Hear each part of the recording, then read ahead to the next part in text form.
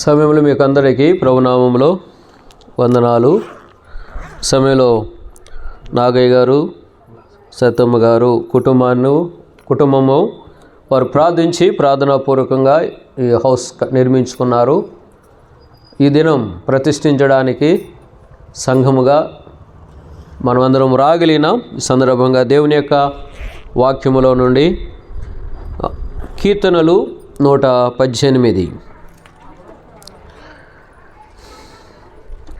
కీర్తన 118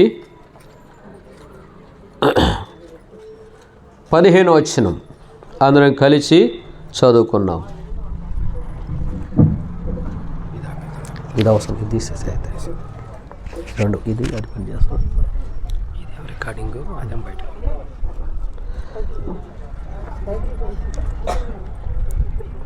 కీర్తనలు, దావీదు కీర్తన 119, 18, 15వ వచనం అందరం కలిసి చదువుకున్నాం.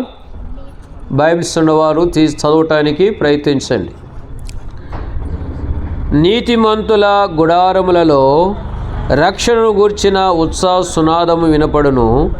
యెహోవా దక్షిణ హస్తము సాహస కార్యములు చేయను. దేవుడి వాక్యము మన కొరకై దీవించులాగన ప్రభు సాయం చేయనుగాక.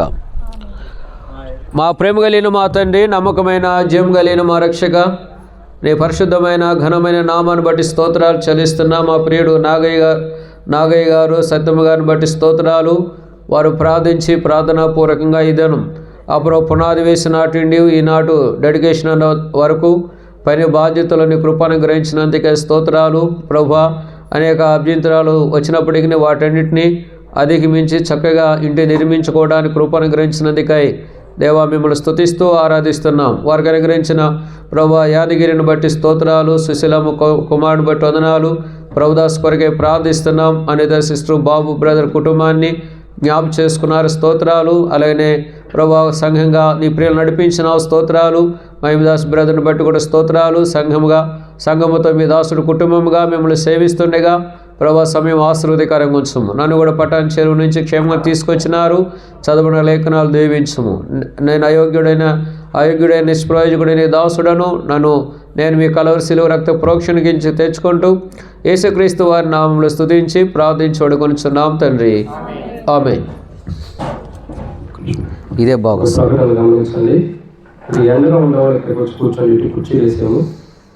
కొద్దిగా ఎండగా ఉంటే ఇబ్బంది పడుతుంటే ఇటు రండి, ఇక్కడ కుర్చీ లేకపోతే ఇక్కడికి వచ్చి కూర్చోండి. ఎండగా ఉండేవాళ్ళు కొద్దిగా వృద్ధులు ప్రాముఖ్యంగా కూర్చోవాలి. రండి. ఇది బాగుంది.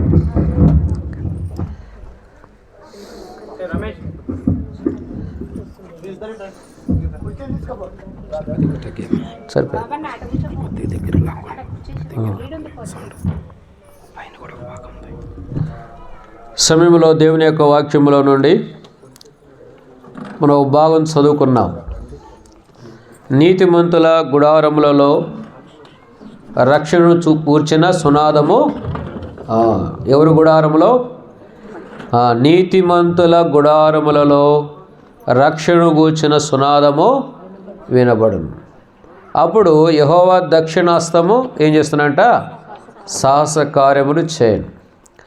కీర్తన 127 ఒకటో వచనం మనం చూస్తే, యెహోవా ఇల్లు కట్టించిన ఎడల దాని కట్టువారి ప్రయాసము వ్యర్థమే. ఇప్పుడు గృహము, ఇల్లు నిర్మించబడిందంటే అది దేవుని యొక్క దయాపూర్వకమైన సంకల్పం. చాలామంది ఇల్లు కట్టాలని ప్రారంభిస్తారు కానీ అదేమైపోతుంది, కొంతకాలానికి ఆగిపోయింది. బేస్మట్టముతో లేకపోతే దర్వాజుల వరకు, కొన్ని స్థలాల్లో స్లాబ్ వరకు వేసి విడిచిపెడతారు. కార్య ఆరంభము కంటే కార్యాంతం వేరు. కార్య ఆరంభం ఎవరు చూడరు కానీ కార్య అంతం చూస్తే అబ్బా చక్కగా, కాబట్టి ఇల్లు కట్టబడింది మంచిగా ఉందని అందరూ ఏం చేస్తారంట? మెచ్చుకుంటారు. కాబట్టి దేవుని యొక్క వాక్యం సెలవిస్తుంది, యెహోవా ఇల్లు కట్టించిన ఎడల దాని కట్టు వారి ప్రయాసము వ్యర్థం. ఇప్పుడు ఈరోజు డెడికేషన్ కొరకై సంఘము, దేవుని సేవకులైన వారు, బంధువులు, స్నేహితులు అందరూ వచ్చినారు, కుటుంబ సభ్యులు. కాబట్టి ఇది ప్రభు చిత్తానుసారంగా పునాది వేయబడింది, ప్రభు చిత్తానుసారంగా ప్రార్థన ద్వారా కట్టబడింది. ఈ దినం ప్రార్థన ద్వారా ఏం చేయబడుతుంది? ప్రతిష్ఠింపబడుతుంది. ఆ ప్రతిష్ఠింపబడిన ఆ గృహంలో, నీతిమంతుల యొక్క గృహంలో ఏం వినపడాలంట? రక్షణను గూర్చిన ఉత్సాహ సునాదం. ఈ దినాలు ఏం వినిపిస్తుంది? ఉదయకాలం నుండి రాత్రి 12 గంటల వరకు అంతా టీవీలు, సీరియల్స్, సినిమాలు కదా, ఇంకా సెల్ ఫోన్లు 24 గంటలు రకరకాల. కాబట్టి వాట్సాప్లో ఉంటాం, తర్వాత ఏం బుక్ అది, ఫేస్బుక్లో ఉంటాం. కాబట్టి ఈ అన్నిటికంటే అధిగమించింది దేవుని యొక్క వాక్యం. వాక్యమే దేవుడై ఉన్నాడు, మనకందరికీ తెలుసు. కాబట్టి రక్షణ మారుమనసు పొందిన దేవుని యొక్క గృహములలో ఎప్పుడు చూసినా యేసుక్రీస్తు వారిని గురించిన ఉత్సాహ సునాదిని పడాలా, రక్షణ గురించిన సునాదిని పడాలా. బంధువులు వచ్చినా, స్నేహితులు వచ్చినా, మన కొలీగ్స్ వచ్చినప్పటికీ యేసుక్రీస్తు వారి యొక్క పాటలో దేవుని యొక్క వాక్యమైన పడాలా. మనం వినిపించినప్పుడు ఆ వాక్యము ఈరోజు పని చేయకపోయినా ఏదో ఒక సమయంలో ఆ వాక్యం ఏం చేస్తుందంట? వారి యొక్క అంతరంగంలో వచ్చి ఆ వాక్యం పనిచేస్తుంది. వారు రక్షణ పొందినారనుకోండి, నీకేమొస్తుంది? దేవుడు బహుమానం ఇస్తాడు. కాబట్టి ఆ విధంగా ఈ గృహాన్ని దేవుడు జ్ఞాపకం చేసుకొని, కాబట్టి నీతిమంతుల యొక్క గుడారములలో రక్షణ గూర్చిన ఉత్సాహ సునాదము వినపడినట్లుగా ప్రభు సహాయం చేయనిగాక. ఈ గృహము వర్ధిల్లాల. ఈ గృహాన్ని దేవుడు ఏం చేయాలా? అందుకనే మనం చూసినట్లయితే హెబ్రీయులకు రాసిన పత్రిక 3వ అధ్యాయం 3వ వచనం ప్రకారము, ప్రతి ఇల్లు ఒకని చేత కట్టబడును, సమస్తమును కట్టువాడు ఎవరంట? కాబట్టి యెహోవా ఇల్లు కట్టించిన కట్టువాని ప్రయాసం వ్యర్థమే. మన ప్రయాసాలన్నీ వ్యర్థం. ఎంత పెట్టుబడి పెట్టినా, ఎన్ని డబ్బులు పెట్టినా, మంచి చక్కని మేషన్ తీసుకొచ్చినా, ఇంజనీర్ తీసుకొచ్చినా, మన ప్రయాసం అంతా వ్యర్థమే. బూడిదలో పోసిన పన్నీర్, ప్రయోజనం ఉండదు. అది దేవుని చేత ఆలోచన ప్రకారం కట్టబడితే దేవుని యొక్క సంకల్పములు తరతరములు ఉండును. ఆయన ఆలోచన సదాకాలము నిలుసును. అందుకనే దేవుని యొక్క వాక్యంలో మనం చూసినప్పుడు ఏమంటున్నాడు ఇక్కడ? కాబట్టి సమస్తమున ప్రతి ఇల్లు ఒకరి చేత కట్టబడును, సమస్తమును కట్టువాడు. కాబట్టి దేవుడు ఏం చేస్తున్నాడంట? ఇల్లు కట్టువాడగా ఉన్నాడు. ప్రతి ఇల్లు ఒకరి చేత కట్టబడును. మనుషుల ద్వారా కట్టబడతాయి, మేస్త్రుల ద్వారా కట్టబడతాయి, ఇంజనీర్ల ద్వారా కట్టబడతాయి. వాటన్నిటికంటే మించిన దేవుడు, జీవము కలిగిన వాడు, సమస్తమును ఆయన ఏం చేస్తాడంట? కట్టేవాడగా ఉన్నాడు. చూడండి, కీర్తన 31, దావీదు కీర్తనలు 31 2వ వచనం. దావీదు అంటాడు, చదవండి, నాకు ప్రాకారముగా ఇల్లుగా ఉన్నావంటాడు. 31వ అధ్యాయము 2వ వచనము. నాకు నీ చేయొద్ది, నన్ను త్వరగా విడిపించుము. నన్ను రక్షించుటకు నాకు ఆశ్రయశైలముగాను ప్రాకారము గల ఇల్లుగాను. ప్రాకారము గల దేవుడే తన ప్రజలైన వారికి సమస్తమును దేవుడు కట్టినప్పుడు, దేవుని చేత నిర్మించబడినప్పుడు, కాబట్టి దేవుడు ఏం చేస్తున్నాడంట? కాబట్టి నాకు ప్రాకారము గల ఇల్లుగాను ఉండుము. మనకి దేవుడే ప్రాకారము గల ఇల్లు మనం నివసించడానికి. కాబట్టి రేకులు ఇల్లు నిర్మించుకుంటాం, స్లాబ్ ఇల్లు నిర్మించుకుంటాం, రకరకాల విధాలుగా ఇల్లు నిర్మించుకుంటాం. కాబట్టి దేవుడు సమస్తమును కట్టువాడుగా ఉన్నాడు. కాబట్టి ఇక్కడ దావీదుకు దేవుడు ఎట్లున్నాడంటే ప్రాకారపు ఇల్లుగా ఉన్నాడు. దేవుడే ప్రాకారము గల ఇల్లు, దేవుడే మనకు ఆశ్రయము. ఈ గృహంలో తాత్కాలికంగా నివసిస్తాం. ఎన్ని సంవత్సరాలు ఉండింది ఈ బిల్డింగు? 100 సంవత్సరాలు అనుకోండి. దేవుడు తన ప్రజలైన వారికి ప్రాకారము గల ఇల్లుగా ఉంటారు. తరాలు మారినా, యుగాలు మారినా మార్పు చెందని దేవుడు తన ప్రజలకు దేవుడు ప్రాకారము గల ఇల్లుగా ఉంటాడు. ఇంకో వచ్చిన మనం చదువుకున్నాం, దయచేసి ఇంకో వచ్చిన మనం చదువుకున్నాం. యోగ్యమైన గృహముగా ఉండాలి. ఎట్లుండాలంట? యోగ్యమైన గృహముగా. కాబట్టి మత్తయి సువార్త 10వ అధ్యాయం ఇక్కడ యేసుప్రభువు వారి యొక్క శిష్యుల గురించి యేసుప్రభువు వారు సెలవిస్తూ, మీరు ఎవరు ఏ ఇంట్లోనికి ప్రవేశిస్తారో అది యోగ్యమైనదిగా ఉండాలని ప్రభు కోరుతున్నాడు. చదవండి 13వ అధ్యాయము. ఆ ఇంటిలో ప్రవేశించుచు శుభమని చెప్పుడు. శుభమని చెప్పుడి. ఆ ఇల్లు యోగ్యమైనదైతే సమాధానము దాని మీదకి యోగ్యమైనదిగా ఉండాలి. ఇల్లు యెహోవా ఇల్లు కట్టించినప్పుడు మొట్టమొదటిగా ఎట్టుందంట? ప్రాకారం గల ఇల్లుగా ఉండిద్ది. రెండోదిగా మనం చూసినట్లయితే యోగ్యమైన ఇల్లుగా ఉండిద్ది. కానీ ప్రభు కట్టే గృహాలు అలాగుంటాయి. నీతిమంతుల యొక్క గృహాలు, నీతిమంతులు నివసించే గుడారాలు. మన పితరులందరూ కూడా ఏం చేస్తున్నారు? గుడార జీవితములలో జీవిస్తూ వచ్చినాడు. అబ్రహాం మొదలుకొని చాలామంది మన పితరులందరూ కూడా గుడార యొక్క జీవితం, గుడారము జీవితం దేని జీవిస్తుందంటే తాత్కాలికమైనది. మన స్థిర నివాసం ఇక్కడ మనకి లేదు. హెబ్రీయులకు రాసిన పత్రిక 11వ అధ్యాయం మనం చూస్తే అబ్రహాం మొదలుకొని అందరూ కూడా మన పితరులందరూ డేరాలో జీవిస్తూ వచ్చినారు. కొంతమంది సామాను అమ్ముకోవటానికి, లేకపోతే ఆయా వస్తువులు అమ్ముకోవటానికి ఆయా స్థలాలు గుడారాలు వేసుకుంటారు. అరే ఈరోజు గుడారం వేశారు కొత్త వాళ్ళు అనుకుంటారు. కొన్ని రోజులు అయిపోయినాక అక్కడ గుడారం ఉండదు, వాళ్ళు వేరే స్థలానికి వెళ్ళిపోయినారు. వారు యాత్రికులు స్థిరమైన నివాసం కాదు. వాళ్ళ బిజినెస్ కొరకు, వ్యాపారం కొరకు కొన్ని దినాలు మాత్రమే, కొన్ని వారాలు మాత్రమే మన ప్రాంతాల్లో గుడారాలు వేసుకొని జీవనం చేస్తూ వారి యొక్క వ్యాపారం చేస్తారు. అక్కడ వారి యొక్క వ్యాపారం అయిపోయిన అనుకోండి గుడారంతో కూడా వెళ్ళిపోతారు. మనం అందరము కూడా ఈ లోకంలో యాత్రికులము, పరదేశులమై ఉన్నాము. హెబ్రీయులకు రాసిన పత్రిక 13వ అధ్యాయం 14వ వచనం మనం చూస్తే నిలవరమైన పట్టణము మనకి ఇక్కడ లేదు కానీ ఉండబోవు దాని కొరకే ఎదురు చూస్తున్నాం. హెబ్రీయులకు రాసిన పత్రిక 10వ అధ్యాయం 11వ వచనం ప్రకారం దేవుడు దేనికి శిల్పియు నిర్మాణకుడై ఉన్నాడో ఆ పునాదులు గల ఆ పట్టణం కొరకు అబ్రహాం ఏం చేస్తున్నాడంట? ఎదురు చూస్తూ యాత్ర కొనసాగించి ముగించినవాడు. మనం ఎంత అంతస్తులు కట్టుకున్నా, ఎన్ని బిల్డింగ్లు కట్టుకున్నా, మనకెంత ఆస్తున్నా, బ్యాంకులో బ్యాలెన్స్ ఉన్నప్పటికీ ఒకరోజు ఎంత విడిచిపెట్టాలా? మనం యాత్రికులము, పరదేశులం. ఈ భూమి మీద కొన్ని సంవత్సరాలు జీవించడానికి మనము అతిథులుగా పంపబడ్డాం. మేమందరము కాబట్టి హౌస్ డెడికేషన్కి వచ్చినాం. మళ్ళీ కొద్దిసేపటికి అయిపోతాం, ఎవరి ఇంటికి వెళ్ళిపోతాం. ఇంట్లో ఉన్నవారు మాత్రమే ఇక్కడ ఉంటారు. మనమందరం కూడా అతిథులం. ఈ భూమి మీద దేవుడు మనకి అనుమతి ఇచ్చి కొన్ని సంవత్సరాలు జీవించడానికి చక్కని ఇళ్ళు ఇస్తారు, బిల్డింగ్లు ఇస్తాడు, పొలాలు ఇస్తాడు, ఉద్యోగం ఇస్తాడు, ఆరోగ్యం ఇస్తాడు, బ్యాంకు బ్యాలెన్స్ ఇస్తాడు. ఎందుకు? కొద్ది దినాలు వాటిని మనం వాడుకోవటానికే. ఏది మనది కాదు, ఏది మన సొంతం కాదు. మనం పెద్ద పెద్ద బిల్డింగులు రకరకాల కొన్ని వందల ఎకరాలు రిజిస్ట్రేషన్ చేసినప్పటికీ అది మనది కాదు. ఒకరోజు విడిచిపెట్టి వెళ్ళవలసిందే. దేవుడు మనకిచ్చినవన్నీ కొద్ది కాలము మనం వాడుకొని ఇక్కడ విడిచిపెట్టి వెళ్ళాలి.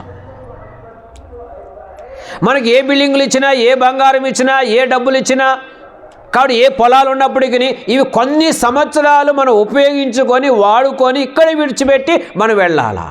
ఒక ఆయన ఉన్నాడు, దైవ సేవకుడు, బ్రదర్ కారు బ్రహ్మాండంగా ఉంది బ్రదర్, మీ కారు ఎన్ని లక్షలైందంటే ఇన్ని లక్షలైంది బ్రదర్ ఈ కారు. అబ్బా ఎంత మంచి కారు బ్రదర్ అంటే ఆ సేవకుడు అన్నాడట, బ్రదర్ ఇది నాదే, నేను కొన్నాను కాబట్టి కొన్నాను, నాదే కానీ నాది కాదు. ఏమన్నాడు? ఇది నాదే కానీ ఇది నాది. ఈ లోకములో కొన్ని సంవత్సరాలు ఈ వస్తువును వాడుకోవటానికి, ఉపయోగించుకోవటానికి దేవుడు నాకు ఇచ్చినాడంతే. ఇది నాది కాదు, దేవుడిది. మనకున్న ఏమున్నప్పటికీ అవన్నీ దేవుడివే, మనది ఏది కాదు, మన వెంట ఏది రాదు. ఎంత ఉన్నప్పటికీ ఈ లోకంలో మనం విడిచిపెట్టి వెళ్ళవలసిందే. అయితే నీతిమంతుల యొక్క గృహాన్ని మనం చూసుకున్నాం దయచేసి. కాబట్టి నీతిమంతుని యొక్క గృహం ఎట్లా ఉండిద్ది? నీతిమంతుల యొక్క గృహాలు ఎట్లా ఉంటాయి? నీతిమంతుల యొక్క గుడారములలో రక్షణ గూర్చిన సునాదము వినపడును. నీతిమంతుని యొక్క గృహాన్ని గురించి మనం చూస్తాం. చూడండి, సామెతల గ్రంథం 3వ అధ్యాయం, సామెతలు 3వ అధ్యాయము 33వ వచనం. యెహోవా శాపము వచ్చును. ఆ, నీతిమంతుల నివాస స్థలమును నీతిమంతుల నివాస స్థలమును ఆయన ఆశీర్వదించును. ఆశీర్వదిస్తాడు. అక్క ఇటు చూడండి, ఎవరింటిని ఆశీర్వదిస్తాడు? ఇక్కడ 2 తరగతులు చెందిన వారు ఉన్నారు, లేకపోతే 2 గుంపులైన వారు ఉన్నారు. ఒకరెవరంట? భక్తిహీనులు ఉన్నారు, రెండోది నీతిమంతులు ఉన్నారు. నీతిమంతుల నివాస స్థలం ఏం చేయబడుతుంది? దేవుడు ఆశీర్వదిస్తాడు. ఎవరి నీతిమంతులు? ఒకప్పుడు మనం అందరము అనీతిమంతులము,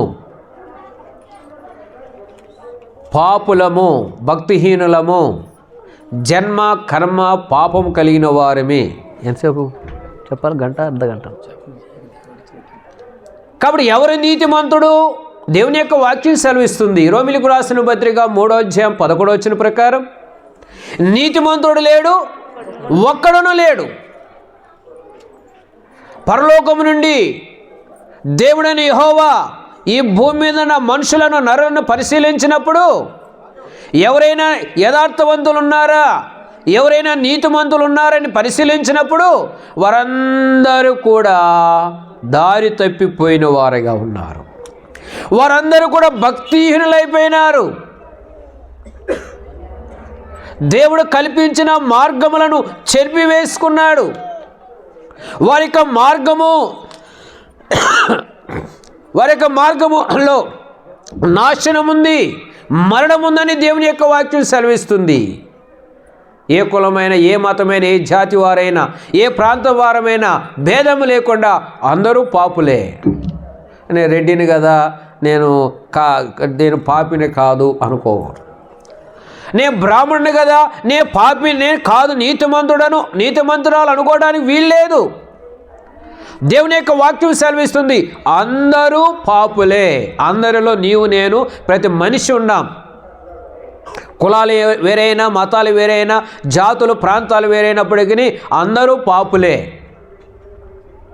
ఎవరు మనం? ఆదాము యొక్క చెప్పండి సంతానం. మనము ఆదాము యొక్క సంతానం. మొట్టమొదటి యొక్క ఆదాము ఏం చేసినాడు? దేవుడు తినవద్దన్న ఫలాన్ని తిని దేవుని ఆజ్ఞను ఏమి చేసినాడంట? అతిక్రమించినాడు. ఆజ్ఞాతిక్రమమే పాపం. నేనేం పాపం చేయలేదండి, జన్మత నేను పుట్టిన కాడ నుంచి ఏ పాపం చేయలేదండి, ఎవరిని మోసం చేయలేదండి, దొంగతనం చేయలేదండి, అబద్ధం ఆడలేదండి, అయినప్పటికీ నువ్వు పాపివే. రోమిలకు రాసిన పత్రిక 5వ అధ్యాయం 12వ వచనం, ఒక మనుషుని ద్వారా పాపం ద్వారా మరణము అందరికీ సంప్రాప్తమైంది. పుట్టిన ప్రతి మానవుడును గిట్టవలసింది ఏదో ఒక రోజున. మానవుడు జన్మతా పాపి. కీర్తనకాడైన దావీదు సెలవిస్తున్నాడు, కీర్తన 51:5, నేను పాపములను పుట్టినవాడను, పాపములోని నా తల్లి నన్ను గర్భము ధరించి. జన్మతా పాపులమి, పుట్టుకతోనే పాపులము. కర్మ పాపం అనగా వయసు వచ్చిన తర్వాత, జ్ఞానం వచ్చిన తర్వాత, బుద్ధి వచ్చిన తర్వాత మనుషులందరూ కూడా దేవుని భయం లేకుండా భక్తిహీనులై ఏం చేస్తున్నారంట? దేవుని దృష్టిలో పాపులైపోయినారు.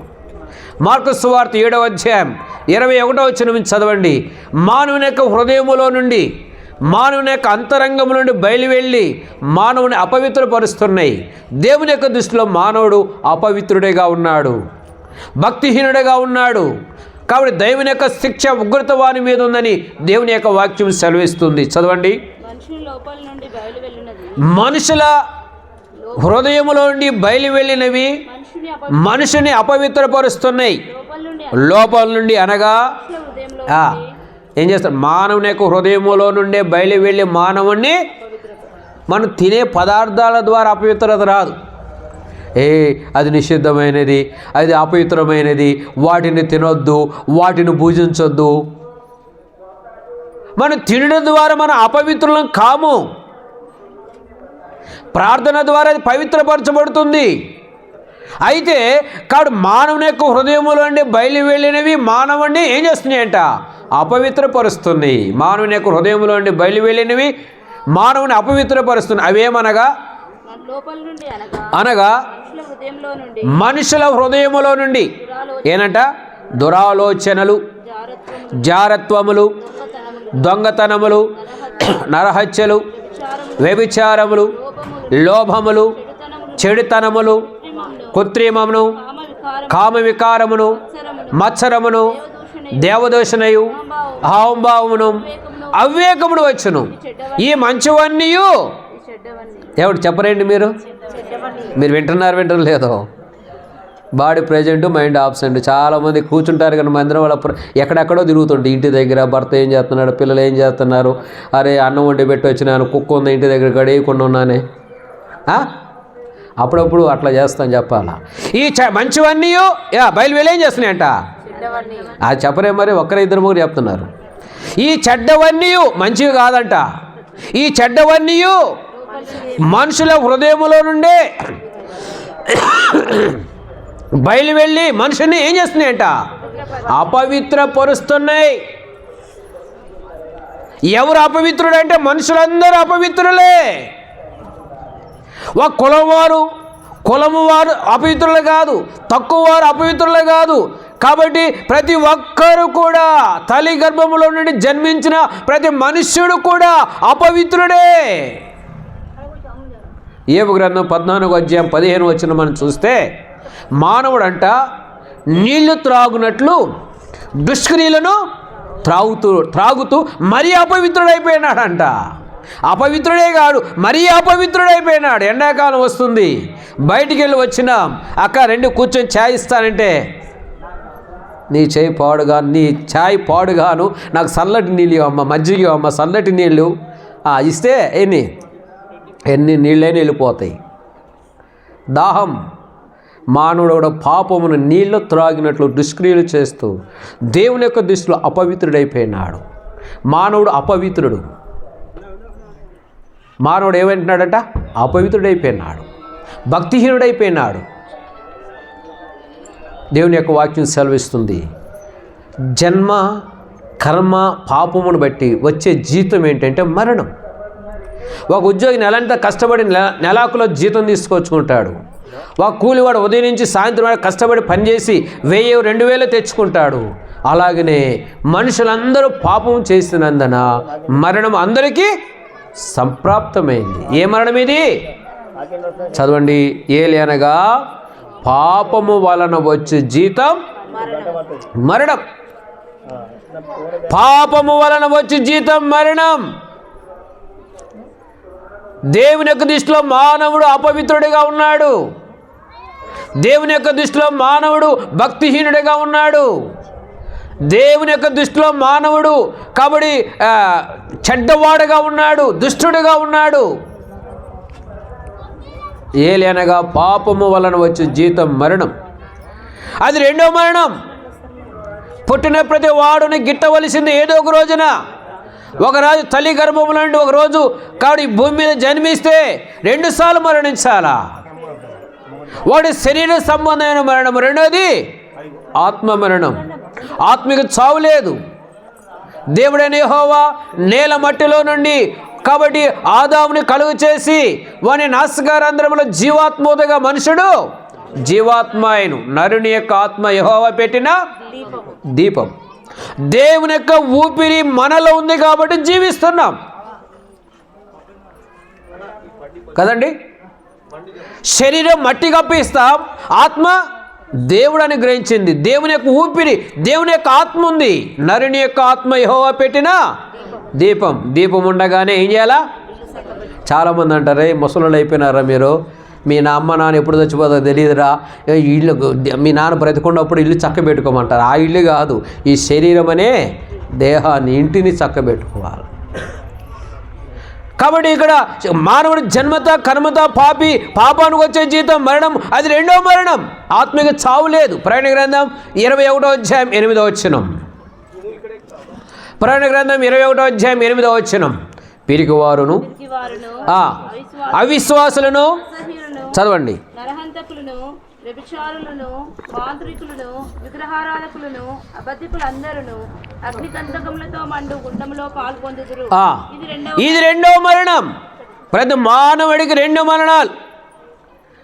ఒకటి శరీర సంబంధమైన మరణం, రెండోది ఆత్మ మరణం. ఆత్మకు చావు లేదు. నువ్వు పాపిగా ఉండి పాపిగా చనిపోతే, భక్తిహీనుడిగా ఉండి భక్తిహీనుడిగా చనిపోతే అది రెండో మరణము. అగ్ని ఆరదు, ఆత్మ చనిపోదు. యుగ యుగాలు కేకలు వేయబడవలసిన స్థలం, భయంకరమైన నరకం, నరకం యొక్క వేదనలు.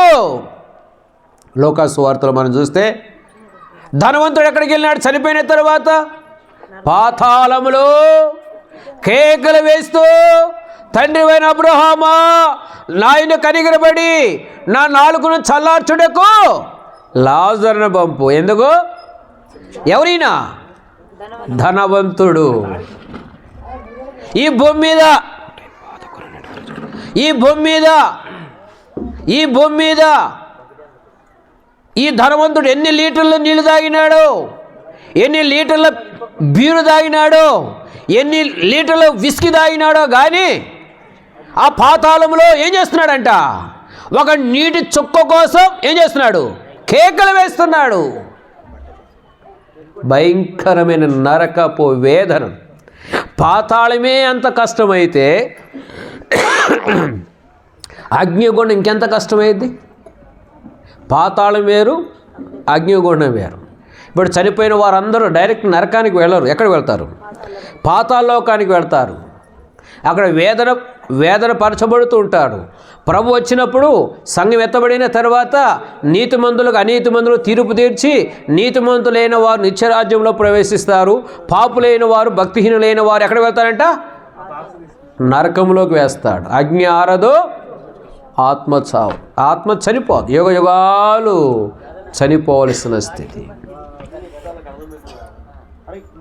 దాన ధర్మాల ద్వారా, పూజల ద్వారా, అన్నదానం, వస్త్రదానం, గోదానం, భూదానం ద్వారా, ఏ దానాల ద్వారా మానవుడికి విమోచన లేదు, పాప క్షమాపణ లేదు, మరణంలో జీవము లేదు. కీర్తన 49, 7, 8, 9 వచ్చిన మనం చూస్తే ఎవడను ఏ విధము చేతనైనను తన సహోదరుని విమోచించలేడు. అంటే కాబట్టి తల్లిదండ్రులైన వారు వాళ్ళ పిల్లలని నరకం నుండి తప్పించలేరు. పిల్లలు తల్లిదండ్రులు తప్పించలేరు, తల్లిదండ్రులు పిల్లల్ని తప్పించలేరు. ఎవడను ఏ విధము చేతనైనను తన సహోదరుని విమోచింపలేడు. ఎందుకంటే వాని ప్రాణ విమోచన క్రయధనము బహు గొప్పది, అది ఎన్నటికీ తీరక అట్లుండవలసినదే. నీ పాప పరిహారము కొరకు నీ తండ్రి విడిపించలేడు, నీ తల్లి విడిపించలేదు, నీ సహోదరులు విడిపించలేరు. నీ వెండి బంగారం, నీ ఇష్ట వస్తువులు నీకు విమోచన కలుగచేయలేదు. పితృ పారంపరమైన వ్యర్థ ప్రవర్తన ద్వారా విమోచన లేదు. లేకపోతే వెండి బంగారముల వంటి వాటి ద్వారా విమోచన లేదు, పాప క్షమాపణ లేదు. మరి మానవుడు చనిపోతే, భక్తిహీనుడిగా ఉండి చనిపోతే, అనీతిమంతుడిగా ఉండి చనిపోతే నరకమేనా? రెండో మరణమేనా? ఖచ్చితంగా నరకానికి వెళ్ళవలసిన వారుగా ఉన్నారు, రెండో మరణానికి వెళ్ళవలసిన వారుగా ఉన్నారు. అయితే దేవుడు ప్రేమ కలిగిన వాడు. యేసు ప్రభువు దేవునికి అనేక పేర్లు ఉండే ఒక పేరంటే ప్రేమ స్వరూపి. ఆయన ప్రేమ కలిగిన వాడు దేవుడు. అలాంటి ప్రేమ కలిగిన దేవుడు లోకాన్ని ప్రేమించినాడు, లోకంలో ఉన్న మనుషులను ప్రేమించినాడు, లోకంలో ఉన్న నిన్ను నన్ను మనందరినీ ప్రేమించి తనకి ఏకైక కుమారుడు, అద్వితీయ కుమారుడు, ద్వితీయుడు లేడు, నీ కొరకు నా కొరకు మధ్యవర్తిగా ఈ లోకానికి వచ్చి ఈ లోకంలో జన్మించినాడు. తిమోతి రాసిన పత్రిక 2వ అధ్యాయం 5వ వచనం మనం చూస్తే దేవునికి ప్లస్ మానవునికి మధ్యవర్తి ఒక్కడే. పాపైన మానవునికి పరిశుద్ధుడైన దేవునికి మధ్యవర్తి ఎవరంటే, పూజారి ఎవరంటే యేసు ప్రభువారే. అందుకనే 2023 సంవత్సరాల క్రితం యేసుక్రీస్తు వారు జన్మించినాడు. యేసు ప్రభువారు ఏ సంతానం? మనం అందరం కూడా పురుష సంతానం. ఎవరినైనా అడగండి, ఎవరు పాపవే అంటే వాళ్ళ అమ్మ పేరు చెప్పరు. ఎవరమ్మా ఇవి? వాళ్ళ నాన్న పేరు చెప్తారు. ఎవరిని అడిగినా మా నాన్న ఫలానా. వాళ్ళ అమ్మ పేరు అరే 9 మాసాలు కావిడ మోసి, గర్భం మోసి, కని, పెంచి ఇంత అంతా చేస్తే తల్లి పేరు చెప్పరు. ఇప్పుడు ఉంది గవర్నమెంట్ పేర్లు కూడా తండ్రితో కూడా ఎవరి పేరు పెట్టాలా? తల్లి పేరు పెట్టాలా? అది కాబట్టి ఇంత ప్రయాసపడి, ఇంత కష్టపడి కని, పెంచి, పోషించి ఇంత చేస్తే ఎవరమ్మా ఇవి, ఎవరు అబ్బాయి అంటే ఏం చెప్తారు? వాళ్ళ నాన్న పేరే చెప్తారు, మా నాన్న ఫలానా. నిజమే, మనమందరం పురుష సంతానం. ఎవరండి? పురుష సంతానం. యేసుక్రీస్తు వారు ఒక్కరే స్త్రీ సంతానం. మత్తయి సువార్త, లూకా సువార్తలో మనం చూస్తే కన్యక గర్భము ధరించి కుమారుని కనును, ఆయనకు ఇమ్మానుయేలని పేరు పెట్టబడింది. యెషయా గ్రంథం మనం చూస్తే 6వ అధ్యాయం మనం చూస్తే 5వ అధ్యాయం 6వ అధ్యాయం. కాబట్టి 6 చూస్తే కన్యక గర్భము ధరించి కుమారుని కనును, ఆయనకు ఇమ్మానుయేలను. కాబట్టి కన్యక గర్భం ధరించడం ఏంటి? వాస్తవమే. కానీ మానవుడు జన్మతా పాపి, కర్మతా పాపి, పాపానికి వచ్చే జీతం మరణము, రెండవ మరణము, నిత్యము నరకములోకి వెళ్ళాలా? మానవుని యొక్క ప్రయత్నాల ద్వారా విమోచన, పాపక్షమాపణ ఏది లేదు. అయితే దేవుడు ప్రేమ కలిగిన వాడు కాబట్టి, దేవుని యొక్క ఊపిరి ఆత్మ మనలో ఉంది కాబట్టి, జంతువులకి ఏముండే చెప్పండి? ప్రాణం ఉంది చెప్పండి అక్కలారా. ప్రాణం ఉంది, శరీరం ఉంది, దానికి ఏమి లేదు? ఆత్మ లేదు. మానవునికి ఏముంది? శరీరం ఉంది, ప్రాణం ఉంది, ఆత్మ ఉంది. ఈ ఆత్మ ఎవరు పెట్టాడు మానవునిలో? దేవుడు పెట్టినాడు. ఆ ఆత్మ నశించి నాశనానికి వెళ్ళడం దేవునికి ఇష్టం లేక దేవుడే తన కుమారుడైన యేసుక్రీస్తు వారిని ఈ లోకాన్ని పంపించినాడు. కన్యక గర్భము ధరించి ఆయన కుమారుని కనును. అందుకనే లూకా సువార్త 2వ అధ్యాయంలో మనం చూస్తే, ఇది క్రిస్మస్ టైం కాబట్టి మనం ధ్యానిస్తూ వస్తున్నాం. ప్రజలందరికీ కలగబోవు ఏంటి ఆ సంతోషం అంటే, రక్షకుడు మీ కొరకు పుట్టి ఉన్నాడు. రక్షకుడు మీ కొరకు ఎందుకు పుట్టాడు? రక్షకుడు అండి, పేరులోనే ఉంది. రక్షకుడు మీ కొరకు, దేవదూతల కొరకు కాదు, పాపైన మానవుని కొరకు రక్షకుడు పుట్టి ఉన్నాడు. కన్యక మరియ గర్భము ధరించి. కాబట్టి కన్యక పెళ్లిగాని స్త్రీకి పరిశుద్ధాత్మ వచ్చి ఆవరించడం ద్వారా, కాబట్టి పుట్టబోవాడు దేవుడు కుమారుడు సర్వోన్నతుడంట.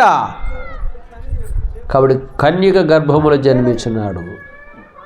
మత్తయి ఆదికాండం 3వ అధ్యాయం మనం చూస్తే ఇది ప్రవచన వాక్యం.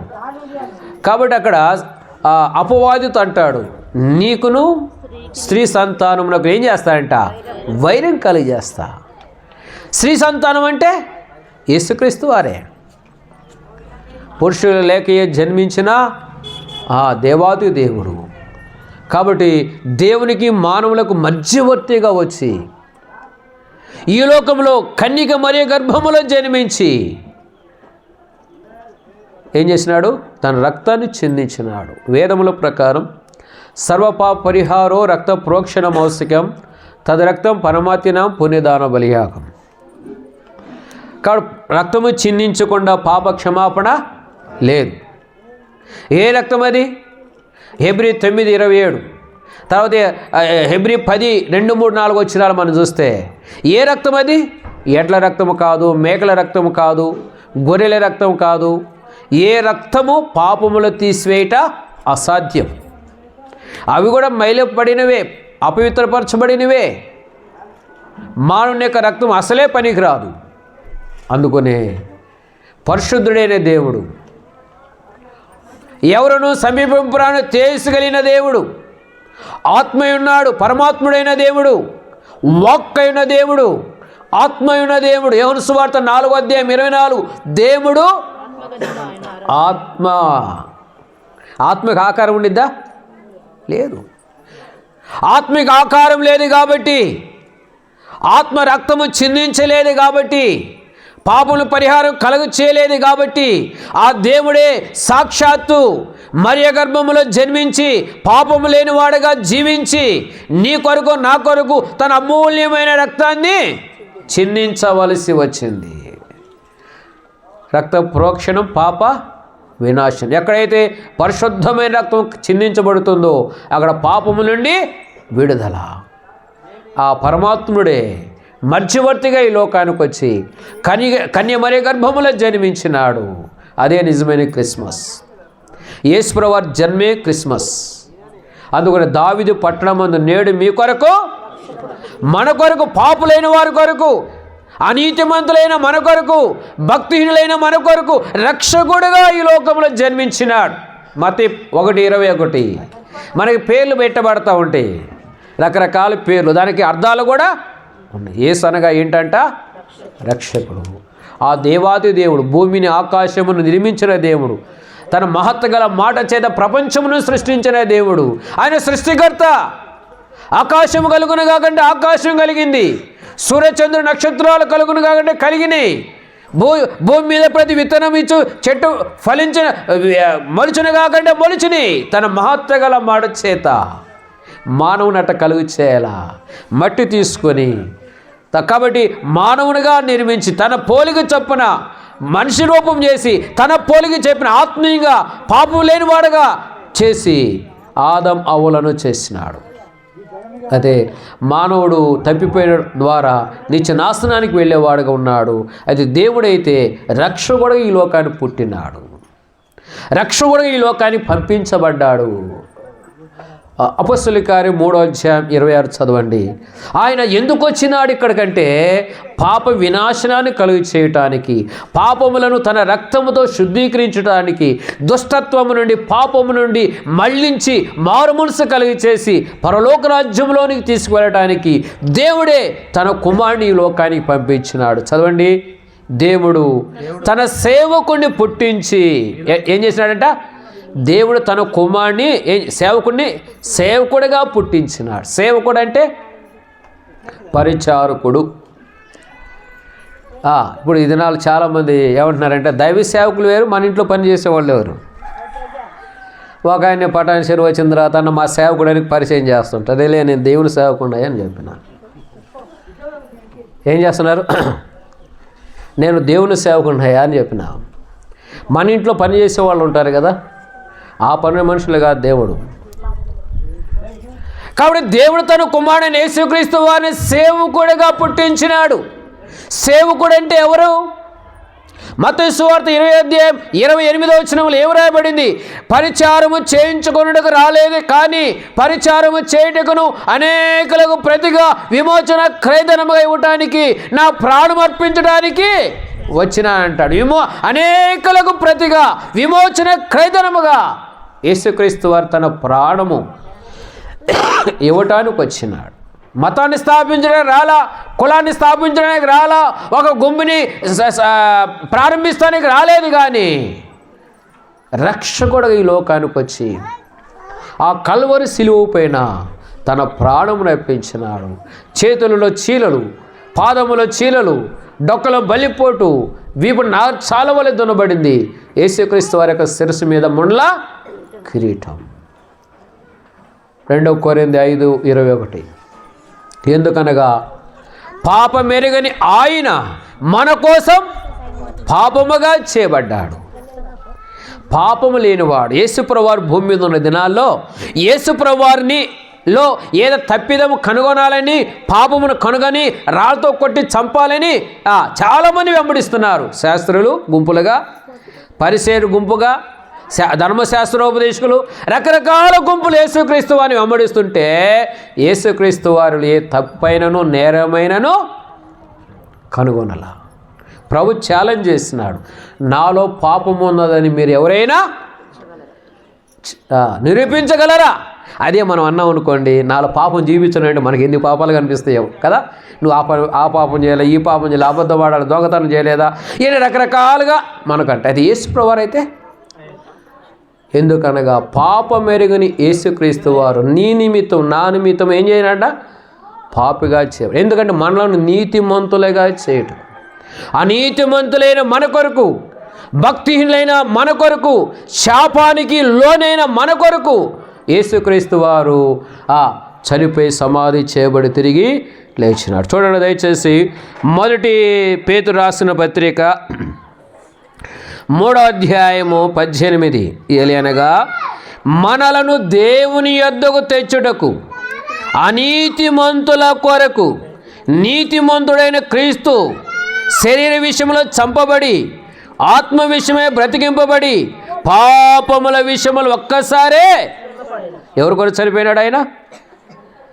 అనీతిమంతులైన మన కొరకు, భక్తిహీనులైన మన కొరకు చనిపోయి సమాధి చేయబడి తిరిగి లేచినాడు.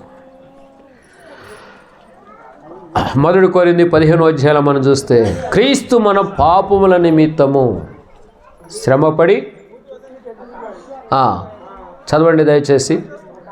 కాబట్టి యేసుక్రీస్తు మన పాపముల నిమిత్తమై తన రక్తమును చిందించిన వాడుగా ఉన్నాడు.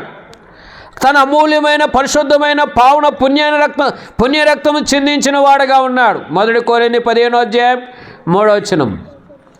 క్రీస్తు మన పాపముల నిమిత్తము మృతి పొందెను, సమాధి చేయబడెను, లేఖనముల ప్రకారము 3వ దినమున లేఖనముల ప్రకారం చనిపోయి సమాధి చేయబడి మృత్యుంజయుడై తిరిగి లేచినాడు. యేసుక్రీస్తు వారిని సమాధి ఏం చేయలేదంట? బంధించలేకపోయింది. సజీవుడైన వానిని మీరెందుకు మృతులలో వెదుగుచున్నారు? 1 కొరింథీ 2వ అధ్యాయము 6వ వచనం మనం చూస్తే మనందరి విమోచన క్రయధనముగా యేసుక్రీస్తు వారు తన ప్రాణమును అర్పించినాడు. ఇప్పుడు సామాన్యమైన విశ్వాసం ఉంచితే మనలను దేవుడు నీతిమంతులుగా చేస్తాడు. భక్తిహీనుల మీదకి ఏమొస్తుందంట? చదువుకున్నాం కదా, చూడండి సామెతలు 3వ అధ్యాయం. భక్తిహీనుల మీదకి శాపం వస్తుందంట. భక్తిహీనుల మీదకి లేకపోతే భక్తిహీనులకి ఇంటి మీదకి శాపం వస్తుందంట. నీతిమంతుల నివాస స్థలమును ఆయన ఏం చేస్తాడు?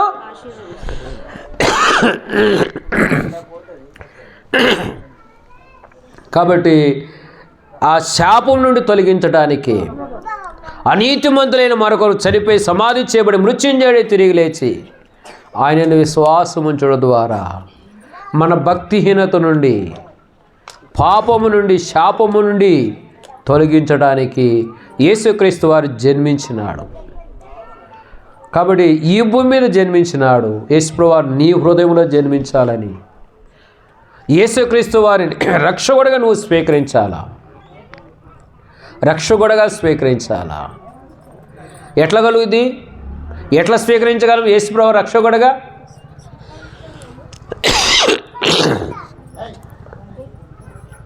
రోమిలకు రాసిన పత్రిక 10వ అధ్యాయం 9-10 వచనాలు. యేసు ప్రభు అని నీ నోటితో ఒప్పుకొని దేవుడు మృతులలో నుండి ఆయనను లేపినని నీ హృదయమందు విశ్వసించాలా. ఎక్కడ? మన హృదయములో విశ్వసించాలా. రక్షణ కలుగునట్లు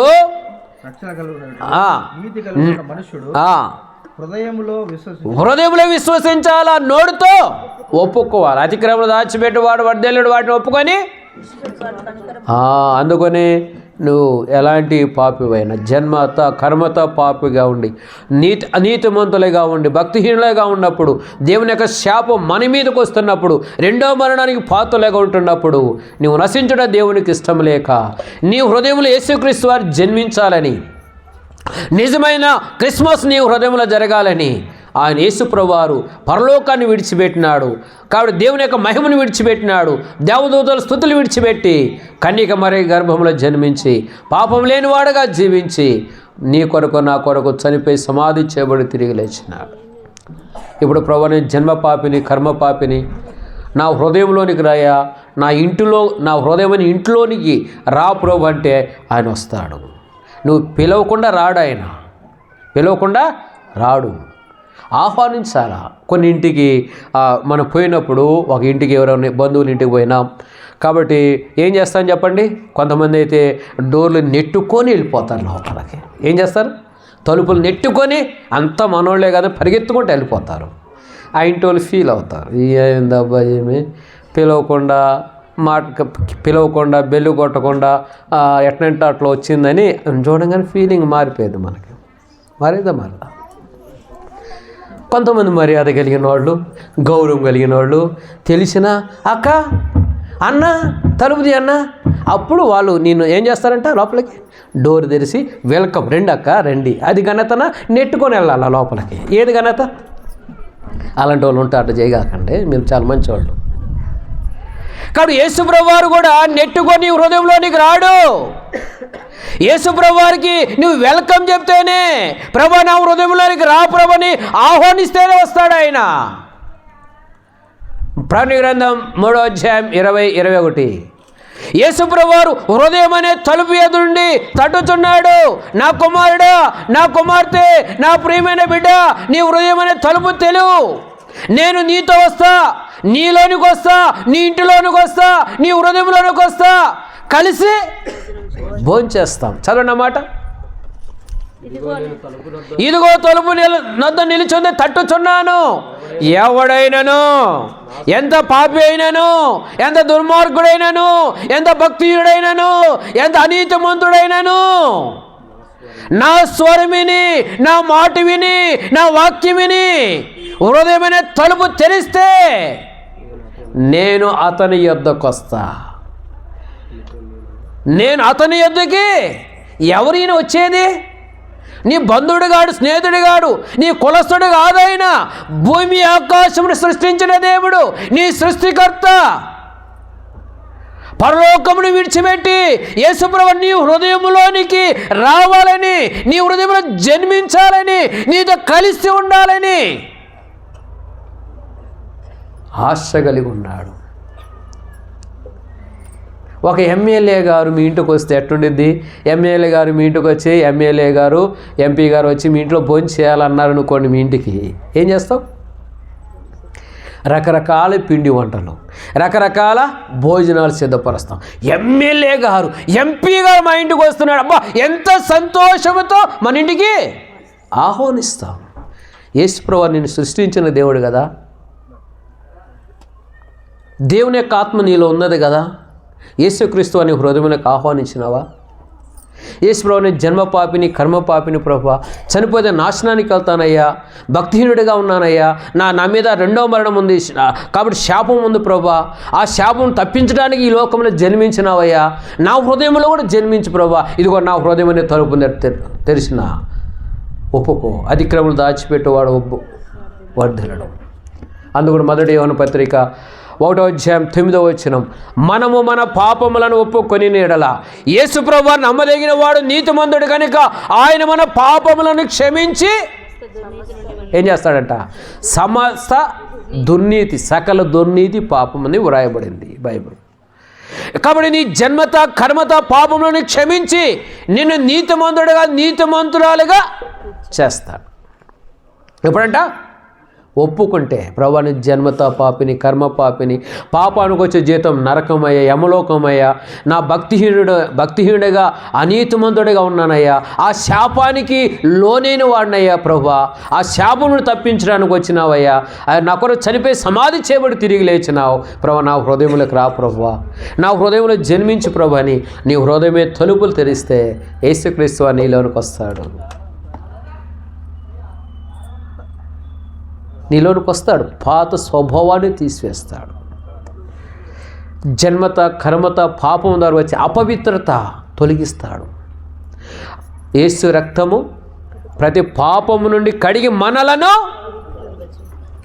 యేసుప్రభు నీ హృదయంలోనికి వస్తే పాత స్వభావం లేదు. రాత్రి గుండెని తీసివేసి ఏం చేస్తాడంట? మాంసం గుండిస్తాడు. ప్రాచీన స్వభావాన్ని తీసి నూతన స్వభావాన్ని ఇస్తాడు. కొరింథీయులో మనం చూడగలం. పాతవి గతించెను, ఇదిగో సమస్తమును నూతన. అరే ఎంత కొత్తదే!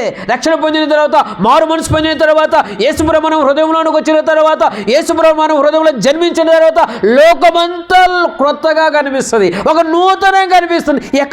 పాతకే కదా, పాతనే కదా, క్రొత్త కనిపిస్తున్నారేంటి? నీలో మార్పు వచ్చింది.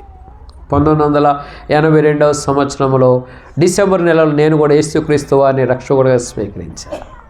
ఈ విధంగా దేవుని సేవకులైన వాక్యం చెప్తుంటే ఆ వాక్యం నన్ను గూర్చుకుంది. నువ్వు పాపివి, దుర్మార్గుడి, భక్తిహీనుడవు, అనీతిమంతుడు, నరకానికి వెళ్తావని ఆ దేవుని యొక్క వాక్యం నన్ను హెచ్చరించింది. నా జ్ఞాపకం వచ్చిన పాపములను ఒప్పుకున్నా. దైవ చిత్తానుసారమైన దుఃఖము రక్షణార్థమైన మారు మనసు కలుగు చేసింది. ఎప్పుడైనా నా పాపములు క్షమించబడి నిశ్చయిత కలిగిందో నా హృదయంలో సంతోషం, ఎంత సంతోషం ఇచ్చినంటే అంత సంతోషం ఇచ్చినాడు. అప్పటి నుండి ఆ చెప్పనశక్య మహిమక్తమైన సంతోషం నేను అనుభవిస్తూ వచ్చిన. ఇంకా రక్షణ మారు మనసు పొందపోతే, నీ హృదయమైన ఇంటిలోనికి దేవుడికి ఆహ్వానించిపోతే నేడే యేసుక్రీస్తు వారిని ఆహ్వానించు. ఇప్పుడు కాదులే, యవ్వన కాలంలో ఉన్నాను, చాలా అనుభవించాలా, తినాలా, తగాల, ఎంజాయ్ చేయాలా, లేదు రేపు నీది కాదు. నేడైనను రేపైనను ఒకనొక పట్టణంలోకి వెళ్ళి వ్యాపారం చేసుకొని లాభం సంపాదించుకుందాము రెండని చెప్పుకునే వాళ్ళారా, మీ జీవము ఏ పాటిది? అంతలో కనబడి అంతలో మాయమైపో ఆవిరి వంటిది. మానవుడు ఎంతకాలం బ్రతుకుతాడో గ్యారెంటీ లేదు. ఒక టీవీ కొంటే గ్యారెంటీ ఉంది కదా, ఈ మైక్ కొంటే, మౌత్ పీస్ కొంటే గ్యారెంటీ ఉంది. మానవునికి నో గ్యారెంటీ. అనుకోకు నేను ఈ సంవత్సరాలు బ్రతుకుతా, నేను యవ్వన కాలంలో ఉండా, పెళ్లి చేసుకోవాలా, ఎంజాయ్ చేయాలా, లోకంలో తిరగాల, ఇష్టానుసారంగా జీవించాలా, ఇలా సంపాదించుకోవాలా, బిల్డింగులు కట్టుకోవాలా, బ్యాంకులో బ్యాలెన్స్ ఉండాలా, పొలాలు కొనాలా, పెద్ద రాజకీయ నాయకుడు కావాలనుకుంటామేమో. జాగ్రత్త, నీ జీవము ఏ పాటిది?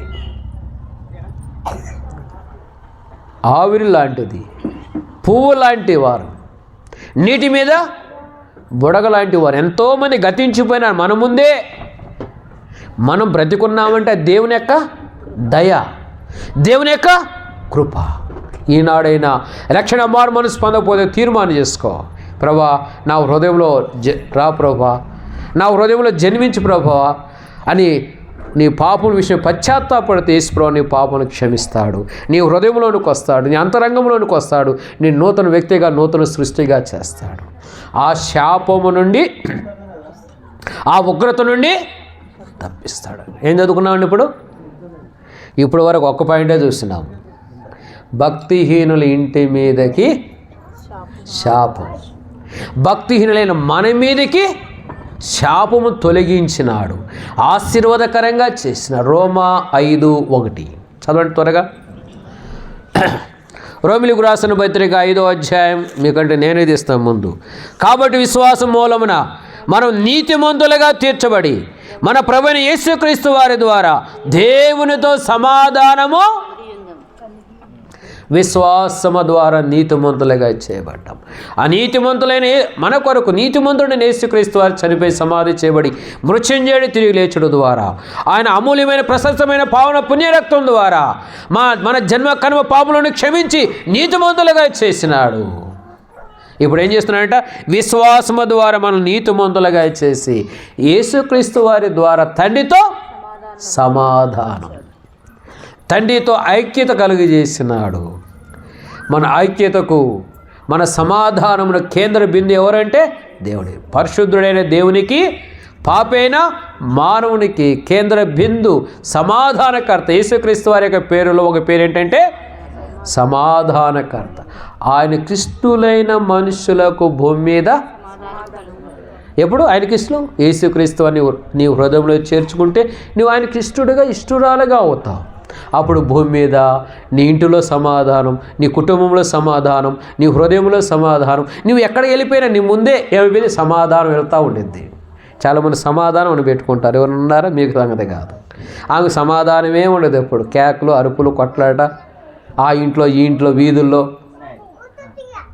ప్రభుని స్వీకరిస్తే అలాంటి సమాధానం కాదు, నిజమైన సమాధానం. కాబట్టి నేడే యేసుక్రీస్తు వారిని చేర్చుకో. భక్తిహీనులుగా ఉంటే నీ మీదకి శాపం వస్తుంది, దేవుని యొక్క ఉగ్రత వస్తుంది. ఆ ఉగ్రత నుంచి తప్పించడానికి యేసుక్రీస్తు వారు కాబట్టి జన్మించినాడు. అదే నిజమైన క్రిస్మస్. ప్రభు నీ హృదయంలోనికి ఆహ్వానిస్తున్నాడు. నాది కాదని పెడచూపెట్టగాకు. కాబట్టి పాపం వలన కలుగు భ్రమ చేత నీ హృదయాన్ని కఠినపరుచుకోవద్దు. నేడని సమయం ఉండగానే యేసుక్రీస్తు వారిని రక్షకుడిగా స్వీకరించు. నూతన వ్యక్తిగా చేయబడతావు. కాబట్టి నూతన స్వభావాన్ని ప్రభు అనుగ్రహిస్తాడు. ఆ శాపం నుండి ఉగ్రత నుండి దేవుడు తప్పిస్తాడు. మరణములో నుండి జీవములోని దాటింప చేస్తాడు. నిత్య జీవమునకు వారసుడిగా చేస్తాడు. నీ పేరు యేసుప్రభువు దేవుని దగ్గర ఉండే జీవ గ్రంథములో ఏమైపడుతుంది? లిఖింపబడుతుంది. ఒకరోజు ఆ పేరు జీవ గ్రంథంలో ఆ పేరు చూసి నిత్య రాజ్యంలోనికి ఆహ్వానిస్తాడు. నేడే యేసుక్రీస్తుని హృదయంలో చేర్చుకో. భక్తిహీనత వలన కలిగే శాపము నుండి విమోచన, పాపక్షమాపణ యేసుక్రీస్తు రక్తం ద్వారానే. రెండోదిగా చూసుకున్నాం, నీతిమంతుని ఇంటి మీదకి ఏం కావాలా? ఆశీర్వాదం. ఆశీర్వాదం అంటే వట్టిగా రాదు. మనను నీతిమంతులుగా చేసి అనీతిమంతులైన మన కొరకు నీతిమంతుడైన యేసుక్రీస్తు చనిపోయి సమాధి చేయబడి మృత్యుంజయుడు తిరిగి లేచి ఆయన రక్తం ద్వారా మనం నీతిమంతులుగా చేసినాడు. విశ్వాసము ద్వారా మనం నీతిమంతులుగా చేసినాడు. ఇప్పుడు నీతిమంతుల యొక్క గుడారములలో ఏమి వినపడాలా? ఎప్పుడు చూసినా కొలి దగ్గర ఎప్పుడు యేసుప్రభువారు పాటలు పాడుతూ ఉండేది. కాబట్టి ఎప్పుడు యేసుప్రభువారు ఆ వాక్యం వస్తుంది వాళ్ళ ఇంట్లో, కొత్త వాళ్ళు పాత వాళ్ళు అందరూ వచ్చి ఆ వాక్యం విని ఏం చేయాలా? మా తల్లి గారు, నా పేరు శ్రీనివాసరెడ్డి, మా నాన్నగారి పేరు వెంకారెడ్డి, మా అమ్మగారి పేరు సరస్వతమ్మ, మా తల్లిగారు 10 మంది సంతానం, చాలా పెద్ద సంతానం అన్నీ చెప్పను. యేసుప్రభువారు ఎవరో మాకు తెలియదు. యేసుప్రభువారు ఎవరో తెలియదు. నేను కూడా చిన్నప్పటి నుంచి కాబట్టి మడి కట్టుకొని చన్నీళ్ళతో స్నానం చేసేవాడిని, ఆ దీపరాజన చేసేవాడిని, క్యాండిల్ వెలిగించేవాడిని, కాబట్టి పూజలు చేసేవాడిని. చీరాల, మా సొంత ఊరి చీరాల, అక్కడ గణేశస్తంభం ప్రక్కనే వీరరాఘవ స్వామి గుడి ఉంది. అక్కడ పూజారితో మా నాన్న కూడా కలిసి ఆ పని చేసేవాడు. తిరణాలప్పుడు, జాతరలప్పుడు, ఊరేగింపులో అప్పుడు మా నాన్నగారే ముందుండేవాడు. కాబట్టి ఏదన్నా పండగలు వస్తే మా పండగ ఆచార్య గారు మా దగ్గరికి రకరకాల వస్తువులు తీసుకొచ్చేవాడు మా ఇంటికి. కాబట్టి అలాంటి కుటుంబంలో జన్మించినాడు. మా తల్లిగారు కాబట్టి శివుడు పూజ చేసేది. మా ఇంట్లో ప్రత్యేకమైన ఒక గది నిండా అన్ని విగ్రహాలే ఉండేవి. అవే నిజమైన దేవుళ్ళు అనుకున్నాం. ఒకనొక సమయమున మా తల్లిగారితో ప్రభు మాట్లాడాడు. ఇది 42 సంవత్సరాల క్రితం సంగతి. కాబట్టి యేసుప్రభువారు ఎవరో మాకు తెలియదు. యేసుప్రభువారు ప్రభు సిలువలో వేలాడుతూ, సరస్వతమ్మ నీ కొరకు చనిపోయినాను, నీ పాపముల కొరకు చనిపోయినాను, నీవు నన్ను నమ్ముకున్నట్లయితే రక్షకుడిగా స్వీకరిస్తే నీకు పరలోక రాజ్యం ఇస్తాను, అంతేకాకుండా మీ శత్రువులు నిన్ను చంపాలనుకుంటున్నారని అంతా చూపించారు. అప్పుడు టీవీ లేవు కదా, అప్పుడు రేడియో ఉంటమే మహా గొప్ప. 42-45 సంవత్సరాల క్రితం మా తల్లిగారు ఆ యేసుప్రభువారు చూపించిన అవన్నీ చూసి గుండె జారిపోయింది, పడిపోయింది. అప్పుడు ప్రభువా నీవు నన్ను నమ్ముకున్నట్లయితే నీ పాపములు క్షమిస్తా, రెండోదిగా నీ కలిగే కష్టాలన్నింటినీ తొలగిస్తా. మా శత్రువులు, మాది కొంచెం రాజకీయ సంబంధమైన కుటుంబం, మా శత్రువులు మమ్మల్ని చంపాలని చేతబడులు చేస్తున్నారు. 1 కాదు 2 కాదు చాలా చేస్తున్నారు. అప్పుడు మా తల్లిగారిని ప్రభు దర్శించక మునిపే ఒక సిస్టర్ ఆదిమ్మ అనే ఆ సిస్టరు మా కుటుంబం కొరకు ప్రార్థన చేస్తుంది. ఆమె హెబ్రోన్ చర్చికి పోయేది. ఆ సహోదరి మా తల్లిగారు ఆదిమ్మ ఆంటీ ఇద్దరు స్నేహితులు, చిన్ననాటి స్నేహితులు. ఆమె రక్షణ పొంది మారు మనసు పొంది మందిరానికి వెళ్ళేది. మా తల్లిగారు కూడా మారు మనసు పొందాలని ఆమెకు ఆశ. అంతే కదా, నువ్వు రక్షణ పొంది నీ తోటి బంధువులు, స్నేహితులు వాళ్ళు రక్షణ పొందాలని ప్రార్థన చేస్తాం కదా. ఓరోజు సువార్త చెప్పింది, అమ్మ సరస్వతమ్మ మన ఇద్దరు ఫ్రెండ్స్మి, యేసుప్రభువు నమ్ముకొని యేసుప్రభువు నిజమైన దేవుడు, అన్ని విగ్రహాలమ్మ, ఏం పని చేయవు, మాట్లాడవు అంటే మా తల్లిగారు కోపడే తిక్కలానే. మాకు 3 కోటి దేవతలు ఉండే. ఏ దేవతలు? 1 కాదు 2, మీకు పోసుకోలోడు అంటే మీకు ఒకే దేవుడు ఉన్నాడు. ఈసారి కానీ యేసుప్రభువు గురించి చెప్తే మతాన్ని గురించి నీ స్నేహం నా స్నేహము బంధం. నిజంగా మనమే సువార్త చెప్పి మర్చిపోతాం కదా. ఆమె అయితే ప్రార్థన చేసిందమ్మ, ప్రభువా నా చిన్ననాటి స్నేహితురాలు సరస్వతిని రక్షించయ్యా, మాట్లాడయ్యా, విగ్రహారాధి గురించి విడిపించమని ప్రార్థన చేసింది.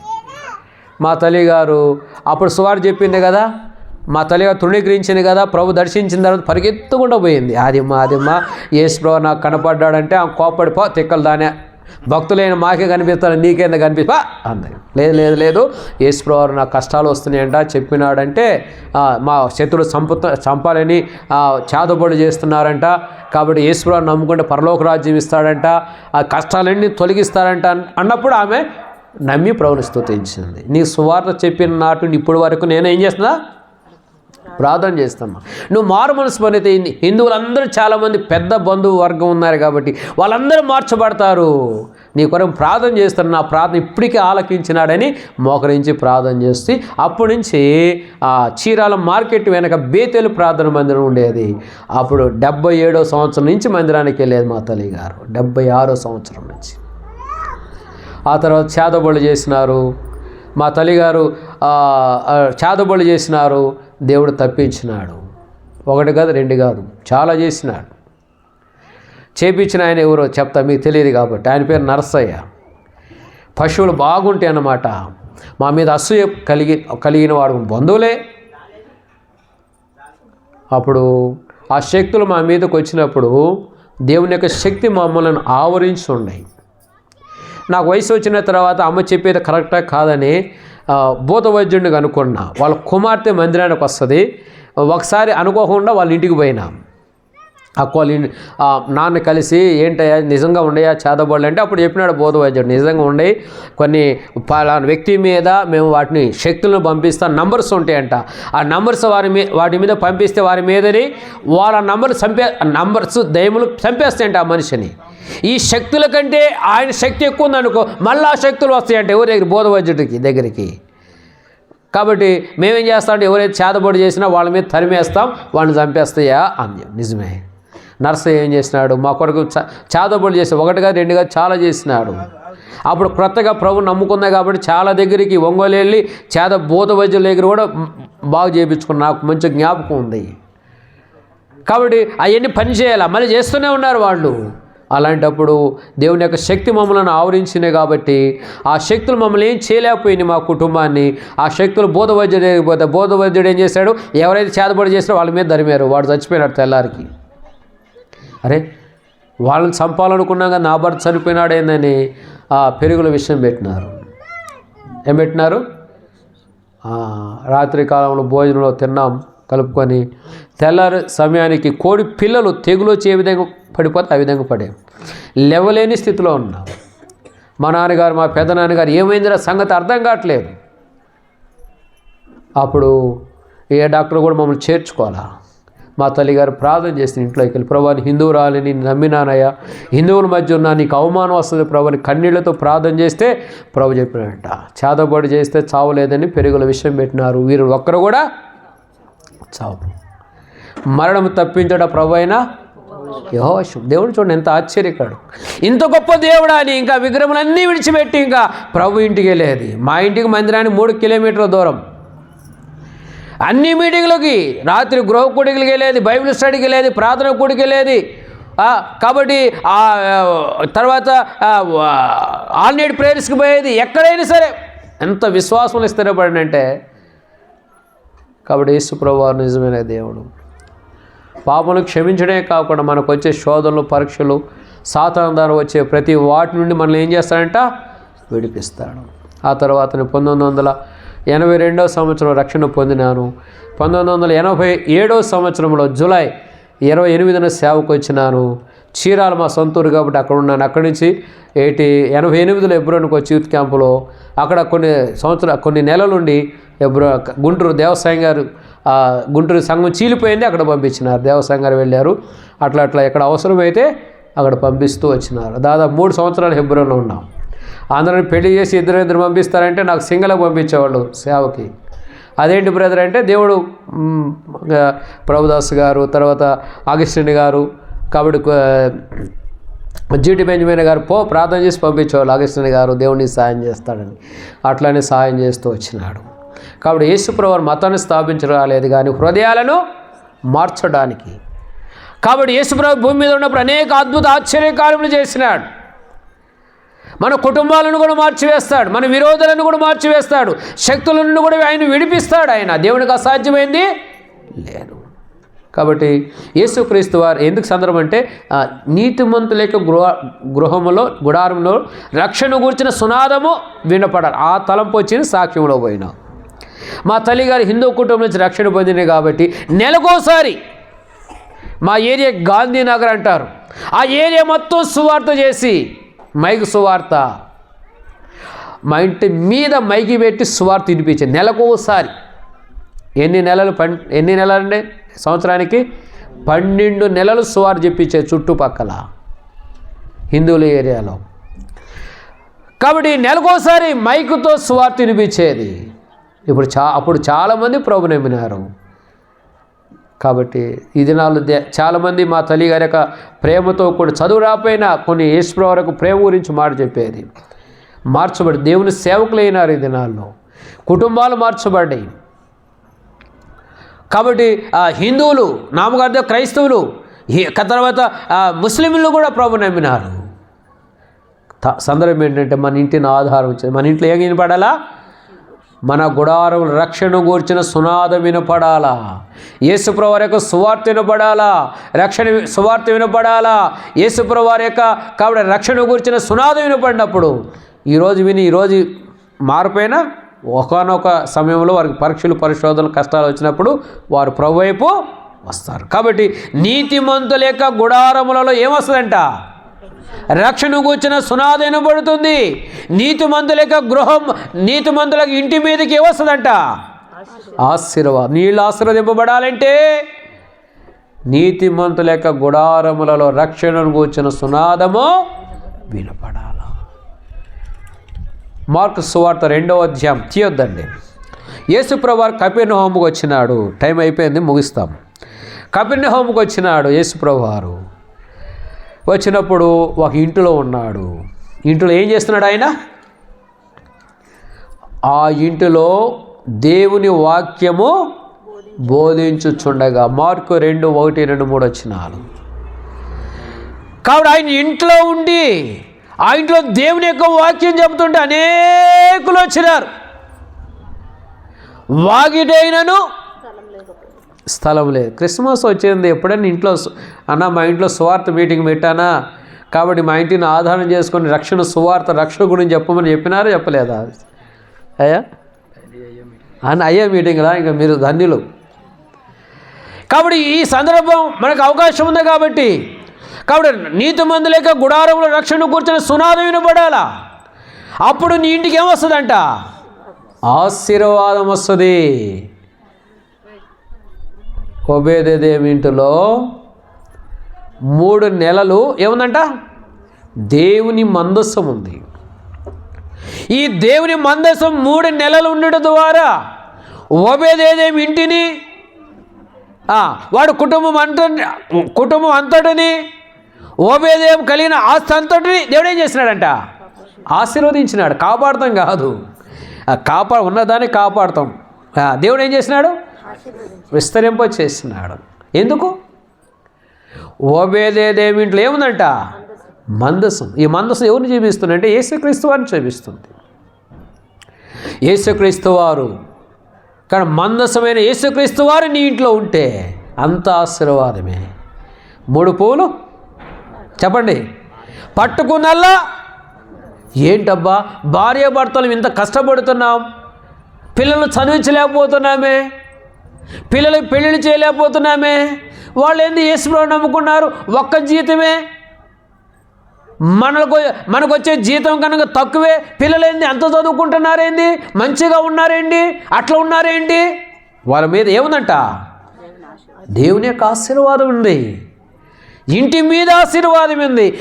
ఇంటిలో నివసించే వారి మీద ఇలాంటి దైవికమైన ఆశీర్వాదం నీకు కావాలంటే యేసుప్రభు వారు కూడా మనల్ని ఆశీర్వదించడానికి పంపించినాడు. ఇలా చదువుకున్నాం. అపొస్తలుల కార్యములు 3:26. కాబట్టి దేవుడు తన సేవకుడు పుట్టించి ప్రతి వాని దుష్టత్వం నుండి మళ్లించడం వలన మిమ్ములను ఆశీర్వదించుటకు. ఎవరైతే యేసుక్రీస్తు వారిని రక్షకుడుగా స్వీకరించినారో అలాంటి వారిని ఆశీర్వదిస్తాడు. పిన్నలనేమి పెద్దలనేమి యెహోవా యందు భయభక్తులు గల వారిని ఆశీర్వదిస్తాడు. ఈ దైవికమైన ఆశీర్వాదం నీకు కావాలా? మన ప్రియులు యేసుక్రీస్తు వారిని రక్షకుడుగా స్వీకరించినారు, ప్రభుని గణపరుస్తున్నారు. దేవుడు కూడా వారిని ఏం చేస్తున్నాడంట? గణపరుస్తున్నాడు. కాబట్టి ఈ గృహం ఓబేదేదోము యొక్క గృహం వలె నీతిమంతుల యొక్క గుడారము రక్షణ సువార్తను ప్రకటించే గృహముగాను, నీతిమంతుల యొక్క గృహం ఆశీర్వదింపబడిన గృహముగా దేవుడు ఉంచినట్లుగా ప్రభు సహాయం చేయనుగాక. ఆ విధంగా దేవుడు మనను ఇంటి వారిని సిద్ధపరిచినట్లుగా ప్రార్థన చేస్తాం. యాకోబులో దోషము లేదు, యాకోబులో మంత్రము లేదు, యాకోబులో ఏమి లేదంట? వంకరతనము లేదు. ఎందుకంట? అతని దేవుడైన యెహోవా అతనికి తోడై ఉన్నాడు. యెహోవా యాకోబు నీ గుడారములు, ఇశ్రాయేలు నీ నివాస స్థలములు ఎంతో రమ్యమైనవి. ఎందుకు? యేసుక్రీస్తు వారు వారితో ఉండిటను బట్టి. యేసుప్రభు నీతో ఉంటే నీ గృహం ఏ చిన్న పాకైనా సరే దేవుడు రమ్యమైనదిగా చేస్తాడు. ప్రార్థన వలనను వాక్యం వలన ఏం చేయబడుతుందంటే ఇల్లు పవిత్రపరచబడుతుంది. యేసుక్రీస్తు రక్తము ప్రతి పాపము నుండి కడిగి ఇంటిని కూడా పవిత్రపరచునుగాక. దేవుడు ఈ మాటలను ఆశీర్వదించినట్లుగా ప్రభు సహాయం చేయనుగాక.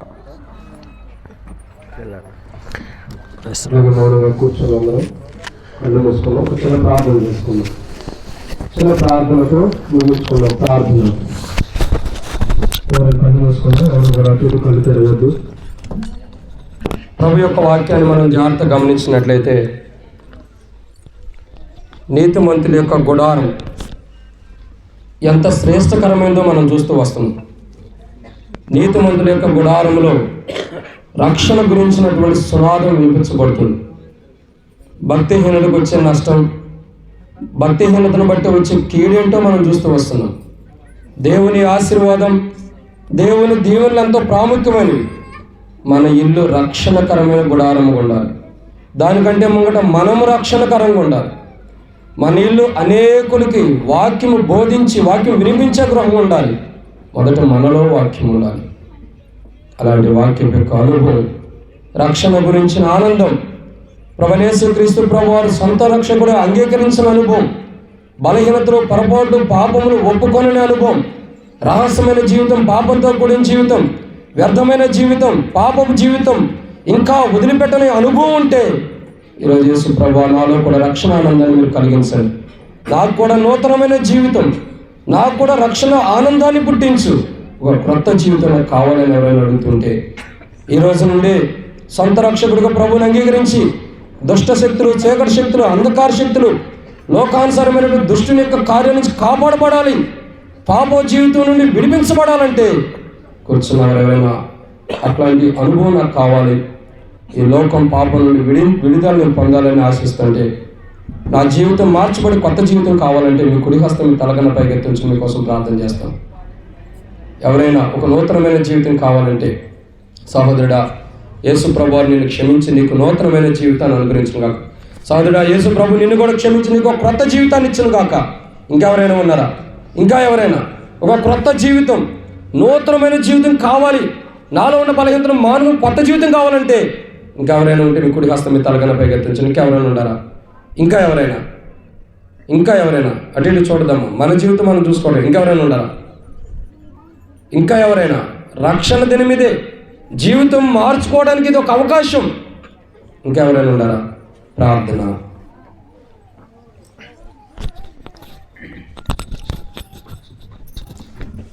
ప్రార్థన చేసుకుందాము. ప్రేమగల తండ్రి, పరిశుద్ధుడైన మా దేవ, సునాగన సత్యమక్కన బట్టి స్తోత్రాలు, కుటుంబాన్ని బట్టి వందనాలు. ఇది నాన్న వారు నూతనంగా నిర్మించుకున్న గృహాన్ని బట్టి మీకు కృతజ్ఞత చెల్లిస్తూ ఉంటున్నాం. ప్రభా, దైవ వాక్యం ద్వారా, ప్రార్థన ద్వారా పరిశుద్ధపరిచిన దేవుడు, మీ దాసుని ద్వారా దైవ వాక్యం వినిపింపు చేసిన దేవుడు, నిజంగా ప్రభా, భక్తిహీనుల గుడారం మీదకి శాపం వచ్చు. వారి యొక్క భక్తిహీనతను బట్టి, వారి యొక్క దౌర్భాగ్య స్థితిని బట్టి ప్రభా దేవుడు అయిన మిమ్మల్ని ఎరుగనందుకు ఆ శాపం వారి గుడారం మీదకి వచ్చాను. నీతిమంతుల గుడారం మీదకి ఆశీర్వాదం వచ్చి సెలవిస్తూ వచ్చాను. మీ కుమారుడు ప్రభు అయిన యేసుక్రీస్తు రక్తము చేత మానవ నీతిమంతులుగా చేర్చి ఆ గుడారంలో ప్రభు ఆశీర్వాదం ఉంచిన దేవా మీకు స్తోత్రాలు. ఇక్కడ చెప్పబడిన ప్రతి మాటను బట్టి స్తోత్రం. ఎంతమంది అయితే మైకు ద్వారా విన్నారు వారందరి హృదయములలో ప్రభా రక్షణ గురించిన మాటలు దృఢం చేయండి, జీవనం అనుగ్రహించండి, పాపం గురించి నీతిని గురించి ఒప్పింప చేయండి. ఈ గృహంలో కూడా మీ రక్త ప్రోక్షణం తీసుకొస్తుంటారు సంపూర్ణమైన రక్షణా కార్యం ఇక్కడ కూర్చున్న వారికి, గృహస్థులకి, ఇరుగు పొరుగు వారికి అందరూ కూడా అనుగ్రహించవలసి మనం చేస్తుంటున్నాం. కనికరించండి ప్రభువా. మీరు లోకంలో జన్మించి రక్షకుడుగా జన్మించిన సత్యం ప్రతి ఒక్కరు కూడా గ్రహించి మీ యందు విశ్వాసం ఉంచడానికి అనుగ్రహించండి. పరలోక రాజ్యంలో ప్రభువా వారికి ప్రవేశం అనుగ్రహించవలసి మనం చేస్తుంటున్నాం. కనికరించండి. కృతజ్ఞులమై ఇంతవరకు మీరు చేసిన మేలు బట్టి స్తోత్రాలు ప్రభువా. మరి రక్షణ తీర్మానం కూడా చేసుకున్న బిడ్డలు బట్టి స్తోత్రాలు. ఇంకా ఎవరైతే ప్రభువా భయభీతులతో ఉన్నారో వారందరూ హృదయాల్లో కార్యం జరిగించండి ప్రభువా. వారు మీరు రక్షించవలసి మీరు వేడుకుంటున్నాం. జ్ఞానం చేసుకునండి. కృతజ్ఞులమై స్తుతి ఘనత మహిమ ప్రభావాలు ఆరోపిస్తూ మా ప్రార్థన విన్న దేవా మీకు వందనాలు చెల్లిస్తూ యేసుక్రీస్తు నామమున ప్రార్థించి అడిగి వేడుచున్నాము తండ్రి. ఆమేన్. సమయంలో గమనించండి. సమయంలో మనం పాట పాడుకుంటూ మరి హౌస్ని డెడికేషన్ చేసుకుంటాం. కాబట్టి భక్సింగ్ గారు ఆరంభ దినాల్లో కానీ నేటి దినాల్లో కానీ హెబ్రోన్లో మీరు చూసినట్లయితే ప్రతి రూముకి ఒక పేరు అన్నది ఉంటుంది. ప్రతిదానికి కూడా ఒక పేరు ఉంటుంది. అక్కడ ఆ పేరు ఎందుకంటే దానిలో ఉండే మాధుర్యం అక్కడ కనపరచడం కొరకు. కాబట్టి ఈ గృహానికి సియోను పురం అనే పేరు అన్నది నియమించబడుతుంది.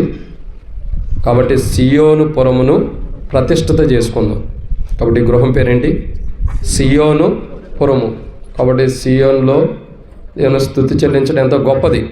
కాబట్టి అట్లా స్తుతికరమైన గృహముగా దేవునికి మహిమకరమైన గృహంగా ఉన్నట్టు ప్రభు సాయించాను గాక. ఈ సియోను పురమును ప్రతిష్ఠిత చేసుకుందాం. ఈ సమయంలో పాట పాడుకుంటూ ఒక్కొక్క రూములోకి వెళ్ళి అందరూ కూడా ప్రార్థన చేద్దాం. కాబట్టి మిగతా వారు ఇక్కడ కూర్చున్నటువంటి వారు భోజనం కొరకు అన్ని సిద్ధపరచండి. కొంతమంది లోపల ప్రార్థన చేస్తూ ఉంటారు, కుటుంబీకులు, తర్వాత సేవకులు, కొంత ప్రాముఖ్యత బంధువులు అందరూ లోపల ప్రార్థన చేస్తూ ఉంటాం. బయట సమయం అంతా కూడా సిద్ధపరిచేవారు అన్నిటిని కూడా సిద్ధపరుస్తూ ఉండండి. చివరి ఆశీర్వాదంతో తర్వాత లాస్ట్ అన్ని అయిపోయిన తర్వాత ముగించుకుంటాం.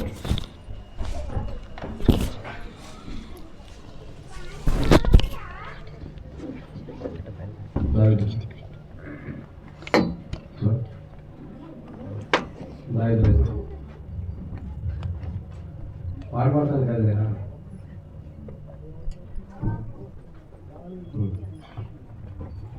సియోను పురమ సర్వోన్నతని శృంగారపురమ 438 పాత దాంట్లో, మరి కొత్త దాంట్లో అయితే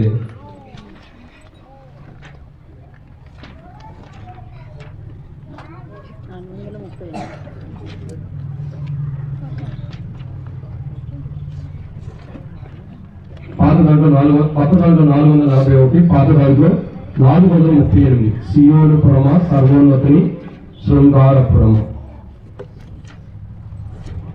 ఈ పాట పాడుకుంటూ మనం లోపలికి వెళ్ళి అక్కడ ఆ లోపల ఏదో దండలు ఉన్నట్టుండే అవి కూడా తీసేయండి అన్న. ఆ దండలు తీసేయండి, పూల దండాలు తీసేయండి. మేము డెడికేషన్ చేసేటప్పుడు ఇప్పుడు ఒకటి పెట్టుకోవద్దు. తర్వాత మీది ఏమైనా అవకాశం ఉంటుంది.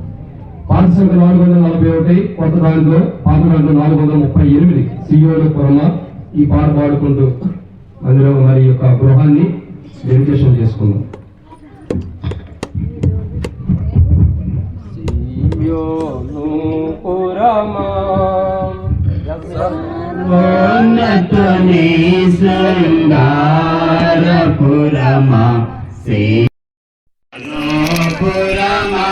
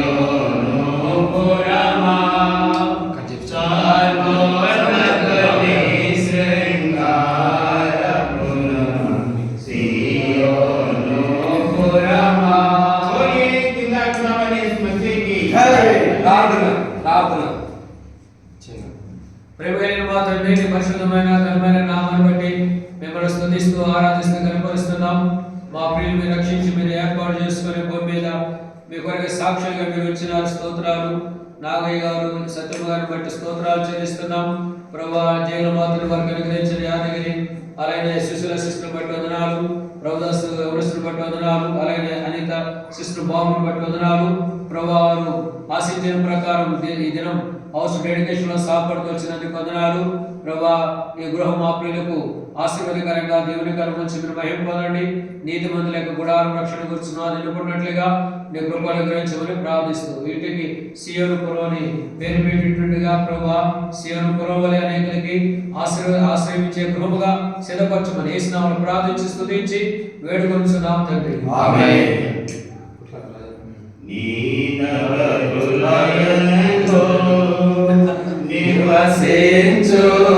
నివసించుచున్నాడు నీ ప్రభువు నీ నగరులయందు, నివసించుచున్నాడు నీ ప్రభువు నీ నగరులయందు.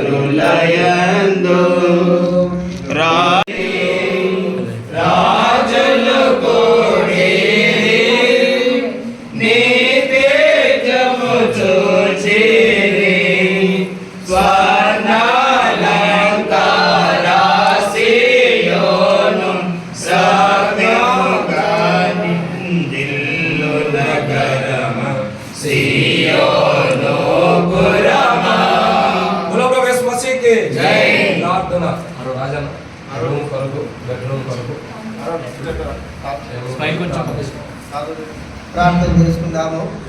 ప్రేమగల తండ్రి, మహాపరిశుద్ధుడైన దేవా, మీకు స్తోత్రాలు చెల్లిస్తా ఉన్నాం.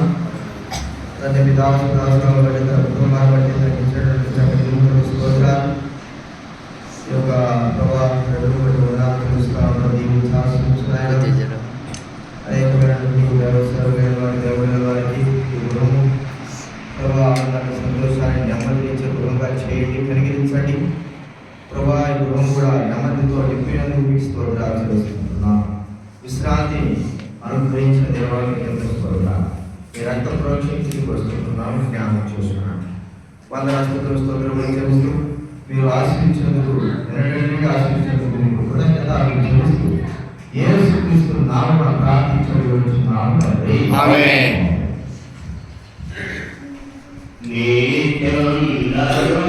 నీ నిర్మాణకుడు శిల్పియుతానే నీ చూడను ప్రభు యేసే నిన్ను బోలే ఖుదావనే మసీహ్ కి హల్లెలూయా.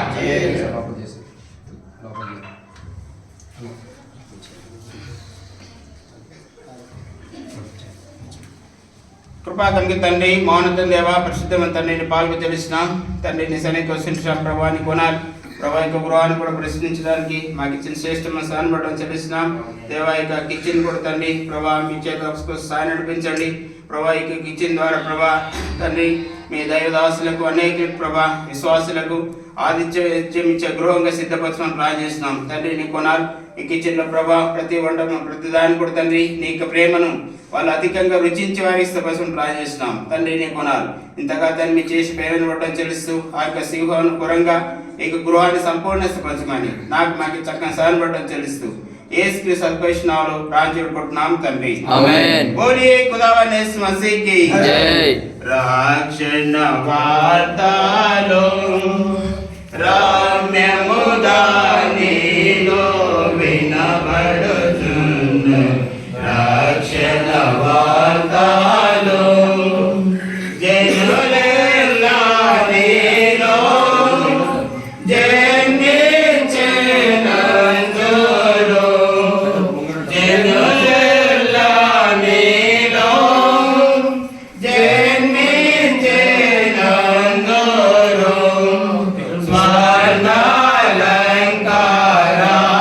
స్వర్ణాలంకారాసియోను శరముల